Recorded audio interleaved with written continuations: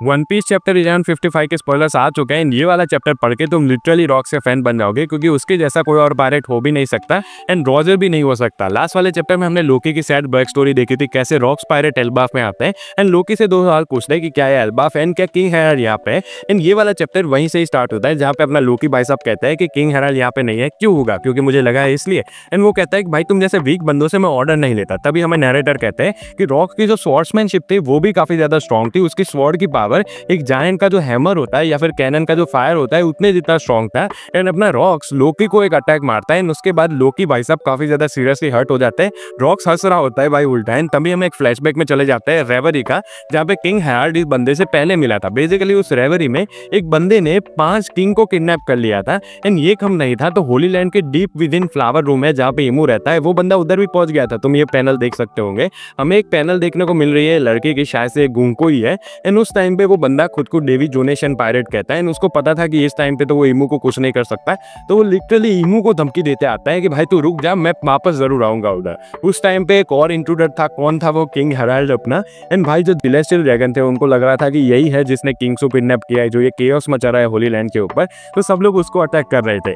ये भाग रहा होता है उधर से एंड उसको रॉक्स भी सामने देखने को मिलता है। अपने किंग हेराल्ड को लगता है कि ओ भाई इसने किडनैप किया है एंड अभी इन दोनों का क्लैश हमें देखने को मिलता है। King Herald and rocks clash करते हैं अपने स्वॉर्ड के साथ एंड भाई ये वाला सीन काइंड ऑफ सिमिलर लग रहा था रॉजर वर्सेस व्हाइट बियर्ड का। इन दोनों की जो स्वॉर्ड होती है वो एक दूसरे को टच भी नहीं करती है, लेकिन उनकी जो शॉकवेव थी वो किलोमीटर तक दूर तक फैल जाती है। एंड बेसिकली इन दोनों को बहुत ज्यादा इंप्रेसिव लगता है। अपना अपोनेंट वो एक दूसरे को नाम बताता है कि वो दोनों कौन है। एंड उसके बाद अपना रॉक्स कहता है कि भाई ये जो सामने टाउन है ना, तो अपनी जो स्वॉर्ड है उधर उसका अटैक मार, क्योंकि अगर तुझे उधर से भागना है तो तुझे यही करना पड़ेगा। उसके बाद वो दोनों यहाँ से तो भाग जाते हैं। हमें थोड़ी और हिस्ट्री पता चलती है रॉक्स भाई साहब की, क्योंकि उसके थोड़े टाइम पहले उसने एक एडमिरल को मारा होता है। बहुत ज्यादा मदद करते हैं वो एडमिरल की, लेकिन बेचारा बच नहीं पाता है। तो अपने रॉक्स भाई साहब का नाम और भी ज्यादा इनफेमस हो जाता है। उसके बाद यहाँ पे वो जो सेलेस्टियल ड्रैगन को ट्रिब्यूट जाता है ना, उसकी शिप्स को भी अटैक करता है और उसका जो पैसा मिलता है उसे रॉक्स पायरेट को ही बढ़ाता है। इस टाइम तक तो अपना रॉक्स भाई साहब से वर्ल्ड गवर्नमेंट को अटैक कर रहा था, लेकिन अभी इसके बाद उसने पायरेट को भी टारगेट करना स्टार्ट किया। बेसिकली हमने वन पीस में देखी है डेवी बैक फाइट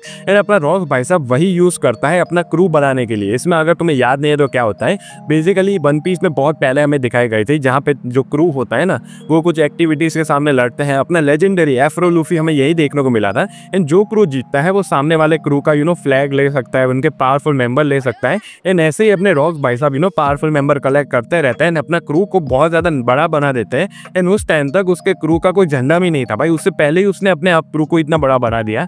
एंड उसके बाद वो जाते हैं एल्बाफ में। उसके बाद हम पास्ट के फ्लैशबैक से प्रेजेंट के फ्लैशबैक में आ जाते हैं। बेसिकली किंग हेराल्ड की जो स्टोरी चल रही थी ना वही कंटिन्यू होती है। एंड यहाँ पे वो आता है, जल्दी से लोकी को देखता है कि बेटा तुझे अंडरवर्ल्ड में नहीं जाना चाहिए। लोकी को लगता है कि नो वे, मेरा बाप मेरे लिए आया है इधर, शायद से कोई कोइंसिडेंस होगा। लेकिन यहाँ पे मेन चीज ये होती है कि रॉक्स किंग हेराल्ड को कहता है कि भाई तुझे तो मेरा क्रू ज्वाइन करना ही पड़ेगा, क्योंकि हम वर्ल्ड गवर्नमेंट के सामने लड़ना चाहते हैं। लेकिन किंग हेराल्ड कहता है कि नो वे भाई, मैं तेरा क्रू ज्वाइन करूंगा, मैंने इतनी सारी अच्छी डीड्स की है, मैं कोशिश कर रहा हूँ वर्ल्ड गवर्नमेंट को अपने साथ लाने की।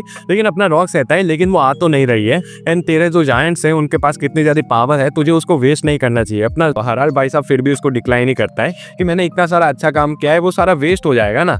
एंड यहाँ पे वो दूसरे लोगों को भी कहता है उसके क्रू के कि तुम्हें भी इसको फॉलो नहीं करना चाहिए, तुम एक दिन मर जाओगे इसके पीछे पीछे। अभी हमें रॉक्स के थोड़े क्रूमेट्स देखने को मिलते हैं, जैसे कि अपना शिकी भाई साहब हो गया। वो कहता है कि भाई इसको फॉलो कौन कर रहा है, अगर इसको किसी ने पकड़ लिया तो हम तो उधर से ही भाग जाएंगे। उधर जो स्टूशी होती है वो भी होती है एंड वो भी यही कह रही होती है कि इसके प्लान इतने ज्यादा लुक्रेटिव नहीं है, लेकिन यस अभी के लिए हम उसको फॉलो कर रहे हैं। एंड यहाँ पे हमें बहुत सारे उसके क्रूमेट देखने को मिलते हैं, जैसे कि एक डॉन मार्लोन, अपना ऑब्वियसली व्हाइट बियर्ड, एक पायरेट प्रॉफिट ओचोकू जो कि अभी पायरेट आइलैंड का फ्यूचर कॉमोडर बन जाता है गांजुई करके। अभी ये सारे लोग पायरेट आइलैंड की भी बात कर रहे होते हैं कि उस टाइम पे जो वर्ल्ड गवर्नमेंट नोटोरियस क्रिमिनल्स थे उनको उधर भेज रहे थे। एंड वहाँ पे बहुत ज्यादा केओस था, लेकिन क्या हुआ एक टाइम पे किसी ने उधर का कंट्रोल ले लिया। एंड इसके बाद ये सारे लोग जहाँ पे जो शिप्स आ रही होती है, कोई भी शिप हो गई, गवर्नमेंट की शिप हो गई या फिर पायरेट की शिप हो गई, उनको अटैक कर रहे थे, लोगों को मार रहे थे।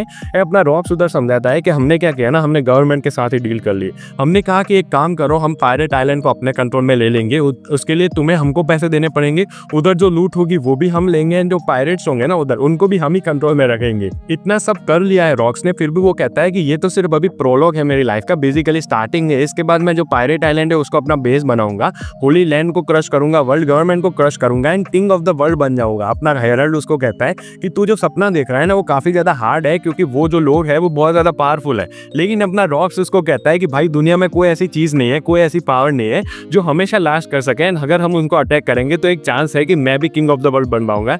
इस बंदे को तुम कैसे एडमायर नहीं कर सकते भाई, कितना ओपी कैरेक्टर लिखा है ओडा सेंसे ने। ये सारी बातें लोकी भी सुन रहा होता है, उसको काइंड ऑफ अपना सेल्वेशन मिल जाता है कि उसको लाइफ में क्या कर रहा है। अपना रॉक्स को कह रहा होता है कि भाई मैं तो किंग ऑफ द वर्ल्ड बनने वाला हूँ। उसके बाद 4 साल बीत जाता है। इस टाइम पे भी किंग हेराल्ड को वो बहुत सारे इन्विटेशन भेजता है कि हमारे क्रू में आ जाए, लेकिन ऑब्वियसली वो डिक्लाइन कर देता है। एंड उसका जो प्लान होता है ना वो कंफर्म हो जाता है, बेसिकली सक्सेसफुल हो जाता है। शायद से उसने पायरेट आइलैंड का कंट्रोल ले लिया होगा।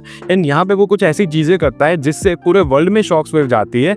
एंड अपना रॉस भाई साहब छिल्ले भी यही कहता है कि सेट सेल्स यू बास्टर्ड, मतलब नेक्स्ट चैप्टर में भी हम ये जो फ्लैशबैक है उसको कंटिन्यू करने वाले हैं।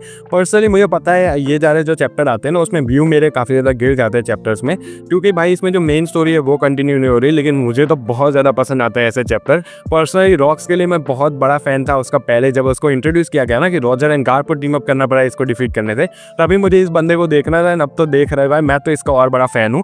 आपको ये वाला चैप्टर कैसा लगा मुझे कमेंट्स में जरूर बताना। वीडियो पसंद आया तो लाइक कर देना, चैनल पर नए हो तो do subscribe. Thank you so much for watching, bye bye.